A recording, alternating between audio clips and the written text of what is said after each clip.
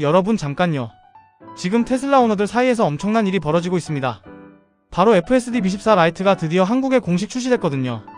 근데 뭔가 이상하지 않으세요? 이름은 화려한데 뭔가 찜찜한 느낌? 맞습니다. 최근 국내 테슬라 판매의 주역 중국산 모델 Y는 이번 파티에 초대받지 못했습니다. 오늘 제규어 오아시스가 이 황당한 반전의 정체를 낱낱이 해부해드리겠습니다. 자율주행의 과거, 현재, 그리고 우리가 맞이할 미래까지 끝까지 함께 달려봐요. FSD의 역사는 사실 한 번의 결별에서 시작됩니다. 2016년 테슬라는 당시 자율주행 센서의 절대 강자였던 모빌아이와 극적으로 갈라섭니다. 중대 사고 이후 남의 눈에 의존하던 방식을 완전히 청산하고 카메라 더하기 딥러닝이라는 자체 개발 노선을 확정하죠. 그리고 일론 머스크가 이 유명한 선언을 합니다. 라이다. 그딴 거 필요 없어. 당시엔 솔직히 업계 사람들 다 비웃었습니다. 근데 결과적으로 이 무모해 보였던 선언이 FSD만의 독자적 DNA가 됩니다. 2019년에는 HW3, 즉 FSD 전용 컴퓨터가 공개되면서 하드웨어 기반이 마련됩니다. 8개 카메라 입력을 동시에 처리하는 전용 ASRC 칩이 탑재됐고 2020년부터는 FSD 베타가 일반 사용자들에게 배포되면서 도심 교차로, 좌우회전 같은 고난도 시나리오를 본격적으로 학습하기 시작합니다. 드디어 2023년 FSD B12가 등장하면서 역사상 가장 큰 전환점을 맞이합니다. 기존에는 신경망은 눈, 사람이 짠 코드가 뇌 역할을 하는 구조였는데 이걸 완전히 폐기합니다.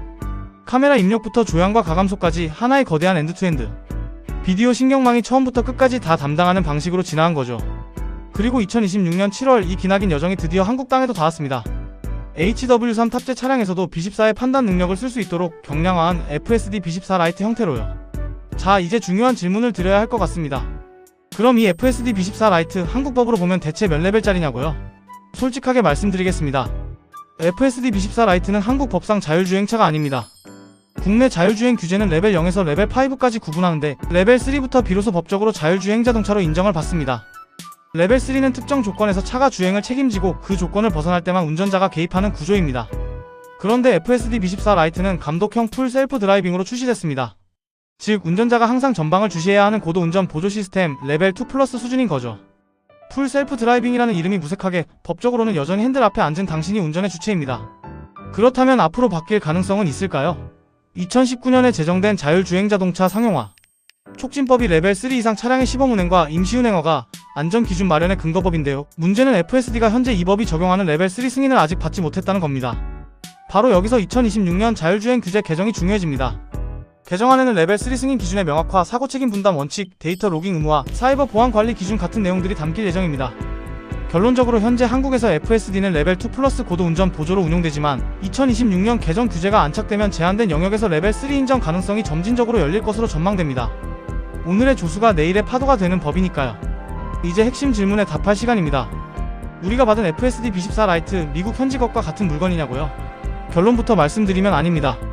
경량화된 서브셋 버전입니다. 테슬라 코리아는 2026년 7월 미국산 모델 3와 모델 Y를 대상으로 FSD B14 라이트를 출시했는데요. 차선 변경, 교차로 진입, 곡선 구간 주행 등 일상 주행에서 보다 자연스럽고 정돈된 성능을 지원하는 소프트웨어입니다. 가장 핵심적인 차이는 하드웨어와 적용 대상입니다. 미국 현지 FSD B14는 HW4 차량 중심으로 설계돼서 더 강력한 연산 파워를 씁니다. 반면 한국판 B14 라이트는 HW3 탑재 차량에서도 작동하도록 네트워크 구조와 연산량을 줄인 경량화 버전입니다. 같은 이름의 요리지만 고급 레스토랑 풀코스와 가정용 간소화 버전 정도의 차이라고 보시면 됩니다. 그리고 이번 이야기에서 가장 큰 반전, 중국산 모델 Y 제외 문제입니다. 최근 국내 테슬라 판매를 견인했던 중국산 모델 Y는 이번 FSD B14 라이트 대상에서 완전히 빠집니다. 마지막으로 한국 자율주행 규제의 미래를 정리해드리겠습니다. 이건 3개의 축으로 움직입니다. 첫 번째, 레벨 3 승인 기준과 책임 및 데이터 규율 강화입니다. 2026년 개정 규제의 핵심인데요. 사고 발생 시 제조사와 소프트웨어 공급자와 운전자 간의 책임 비율 설정, 운행 데이터 로그 의무 보존, 원격 소프트웨어 업데이트의 사이버 보안 관리 기준이 구체화됩니다. 누가 사고 책임져? 라는 만년 논쟁에 드디어 법이 답을 내놓기 시작하는 거죠. 두 번째 축은 레벨 4 완전 자율주행을 향한 인프라와 실증 확대입니다. 정부는 AI 기반 모빌리티 혁신 로드맵을 통해 도심과 물류와 셔틀 영역의 자율주행 시범 서비스를 확대하고 있습니다.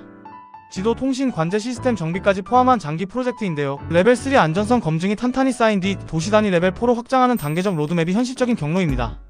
세 번째 축은 UNECE 등 국제 규범과의 정합성 확보입니다. 중국산 모델 Y 이슈에서 드러났듯 한국의 자율주행 규제는 UNECE의 글로벌 기준 논의와 뗄 수 없이 연결되어 있습니다.